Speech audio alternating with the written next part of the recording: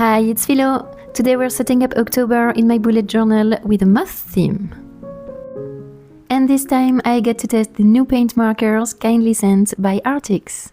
If you remember, in August I used their ballpoint markers for my groovy disco theme, and now they sent me their new brush tip markers. This video is not sponsored and I'm not an affiliate, but they did give me a discount code for you to enjoy. I'll leave all the links below if you're interested. This set comes with 36 markers already arranged following the rainbow colors. I appreciate that. And they're organized in 2 stackable trays that are easy to organize and store. And they don't need pumping, they just need a good shake, so let's swatch them at the back of my journal. Here are all the colors you have, and let's start.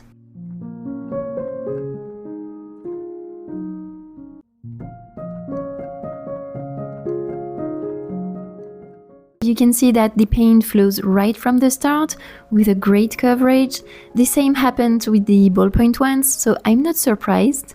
And I'm very pleased with these colors. They're a great mix of vivid and neutral tones.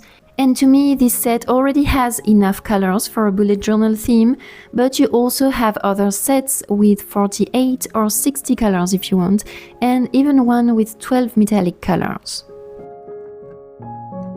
And we've reached the neutrals that also look really nice and vibrant, so they also pass the test with flying colors.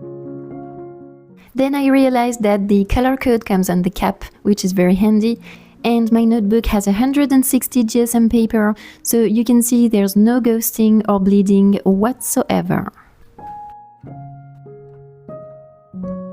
And now let's plan October. And of course I went with a very autumnal color combo, and I'm starting with a big moth for the cover. I'm not a huge fan of moths in real life, but I do appreciate their beauty on paper. So the first thing I have to say about these markers is that the brush tip covers way more surface with a single stroke than the ballpoint, so it's a lot faster. And I'm still impressed that the finish isn't streaky at all. It's very uniform and smooth, and I'm glad it's not streaky because I didn't want my moth to look hairy, which is what kind of disgusts me in moths. And in August, at first I used a paper towel between my hands and the paint. I was afraid that my sweat would reactivate the paint, but now I know that this paint is water resistant when dry, so it doesn't matter if you sweat on it. As you know, last month I did a transition between summer and fall, but fall starts tomorrow, so this theme is entirely fall. That's why this moth has fun markings, so where you would have those kind of spots on the wings that mimic birds' eyes, I'm doodling mushrooms and moons, and I'm painting all the light yellow details on dark brown, and it works great. The coverage is really good, but I did do a second layer of these lighter details though, because I'm painting them on darker background and I really wanted them to pop up.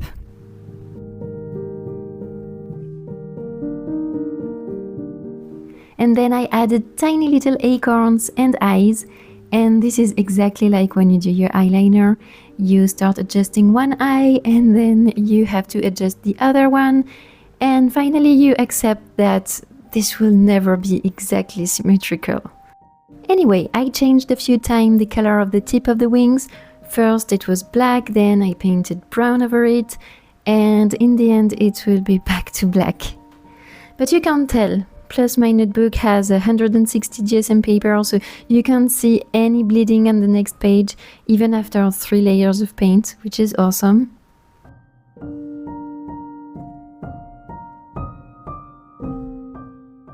I'm adding a few leaves and moon and stars all around, and in the end this moth has a kind of Scandinavian folk art style, I guess, which I'm not mad about.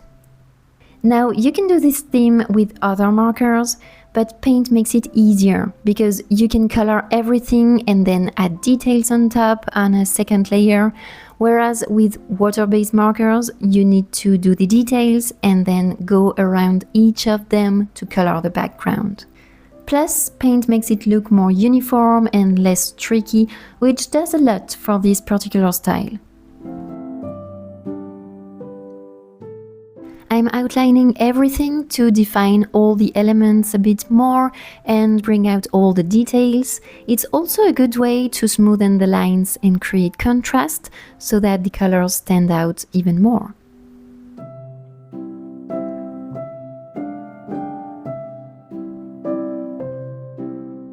Here you go! Now you can easily identify the mushrooms and the acorns.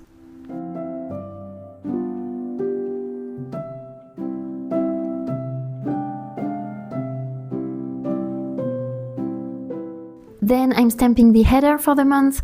I'm starting from the middle to make sure it's centered on the page, and I messed up the O, so I corrected it with the white marker and stamped it again. Good enough? I like this illustration, but it felt very lonely on the page, so I completed it with stripes of washi tape, a beautiful one from November and May. I already used this exact same one in October last year, in fact. And then the two very thin washi tapes are from the Washi Tape Shop. And that's it for the cover.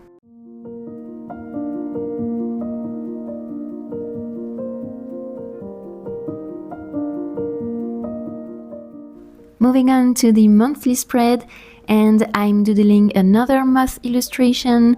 Now we know we need black for the contrast, so this moth has a black body and next to it the lighter shade of beige for the wings. I'm playing with different shapes and color combos. Well, I mean, I'm keeping the same colors, really, but I'm combining them differently.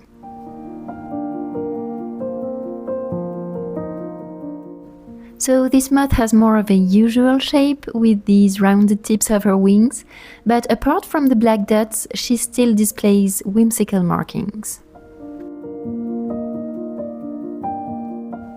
On the forewings she has dried oak leaves, and on the hind wings she has tiny red mushrooms. Then I just need to make these eyes bright and add little moons on her black thorax, and the coverage of the yellow on black is surprisingly good. And underneath we'll have moon phases, but not just any moon phases. I totally messed them up. I sketched it wrong without batting an eyelid, kept on coloring, and then I saw it didn't make any sense. And there's just one way to fix it. Anyway, while it dries, let's outline everything.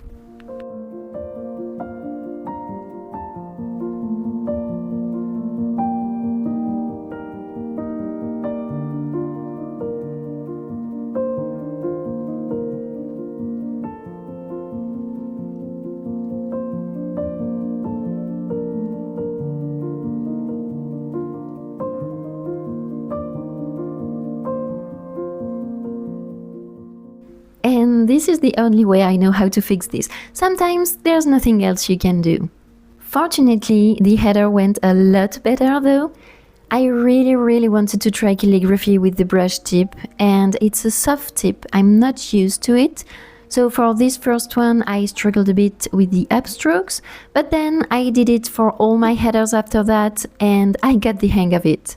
I also outlined it just because it's the easiest way to make it stand more against the white background, and it has another benefit, it's that it smoothens any imperfection in your calligraphy.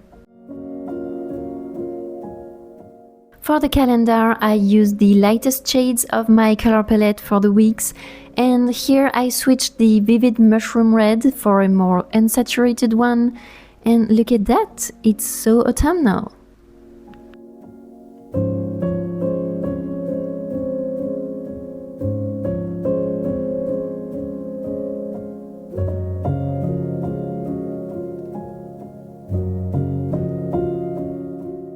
On the right, I have my usual book list and goals for the month. By the way, I still owe you that summer reading journal video, I know. It's in the making, I'm not skipping it, it will happen at some point.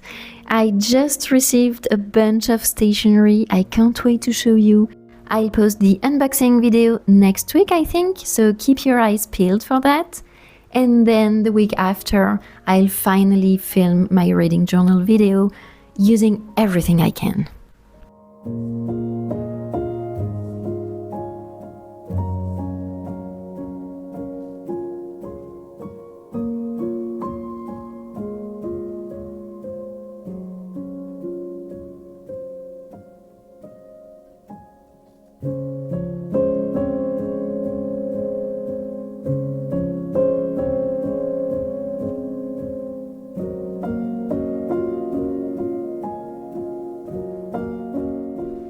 All around the page, I'm using the same washi tape combo as I did on the cover.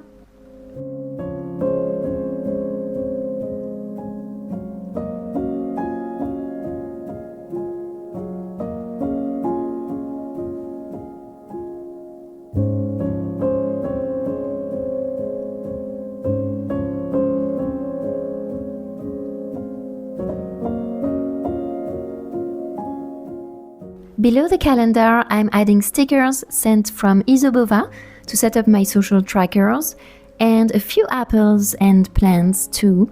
Her stickers are super cute, functional, and the colors are mostly browns, reds, oranges, and yellows, so very fitting for fall. I'll leave the link to her shop down below in case something catches your eye.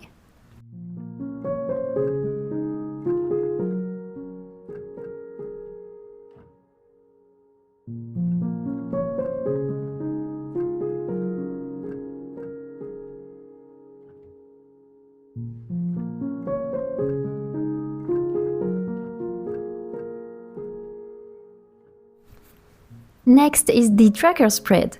Again, I'm starting with the fun part, though I have less space, so the moth here is going to be way less detailed.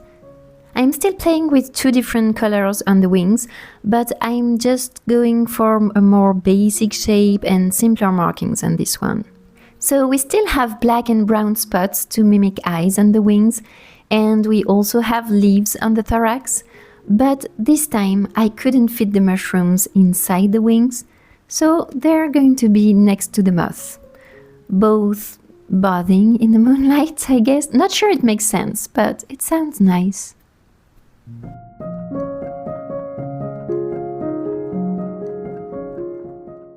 I'm writing the headers in calligraphy with the paint markers again, and I don't know if you can tell, but this time it already went a lot smoother and steadier.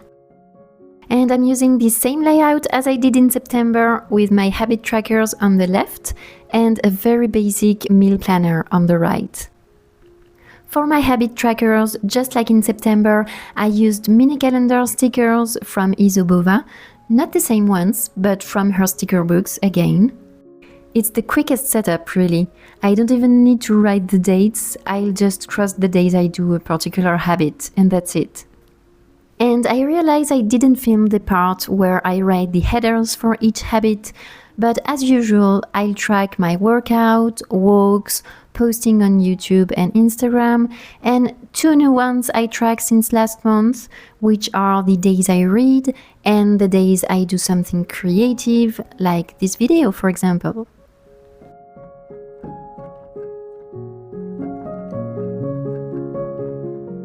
And now adding the last details on this spread with a few plant stickers from Isobova's sticker sheet and a few stars to fill the blanks.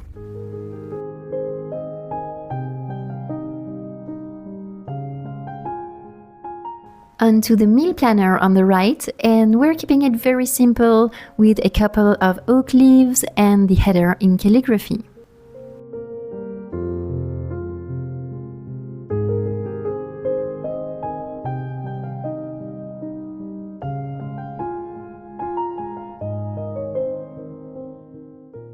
The meal planner in itself is also very simple. It's a table with vertical wicks. It's a 5x4 dot space, and I use it to plan my grocery list and keep track of the times we eat outside or order food. It's pretty tight, it's not a layout that allows much flexibility, so I'm doing full weeks, meaning here it starts on September 30th and it ends on November 3rd. That's the only way I don't have to think about how to divide my page each month. And here I was cutting the washi tape with a mini blade I got from Journal Say, which really looks like a pen. And it's very handy because it only cuts the washi tape and not the paper underneath.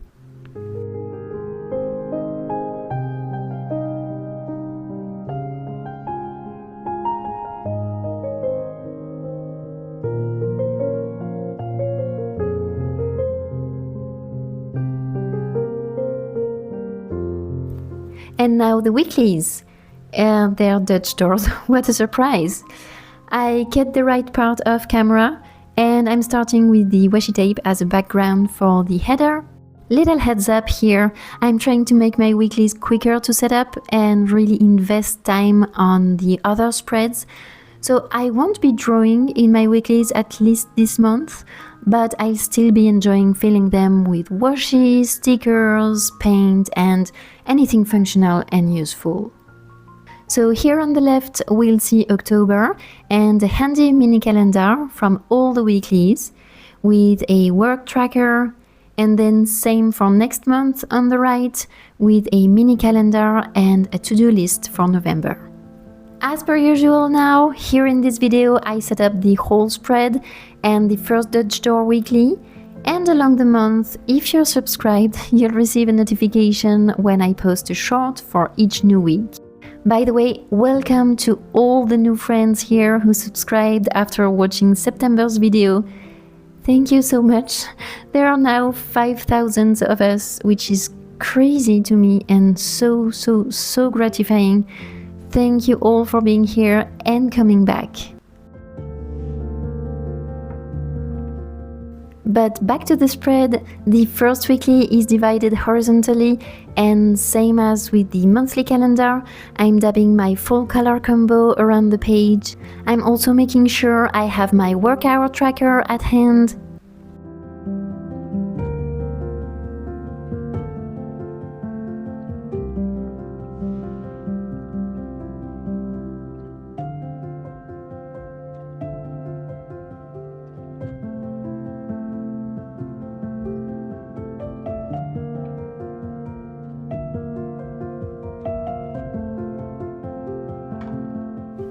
And there's only one thing left to do, and that is to add this little something to the page. And this is my favorite sticker of hers, this girl dressed as a fox and feeding an apple to a fox cub. Oh. But of course we also need more down-to-earth things like days and dates.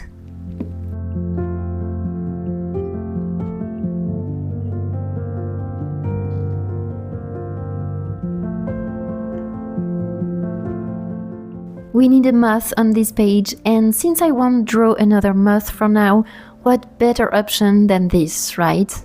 Here I'll stamp the number of the week, and it's already week 40.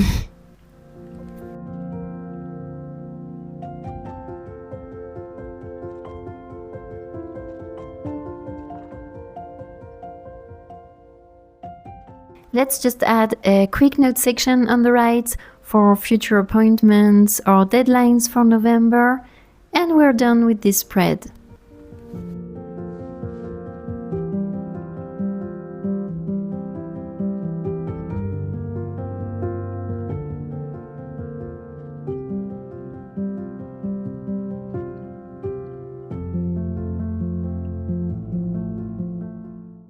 Alright friends, here's the final flip through of this October autumnal bullet journal setup with a bunch of moths and other fall details. Thanks again to Arrtx for sending their beautiful markers.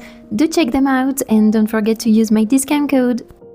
I hope you enjoyed this theme and I wish you a very happy fall.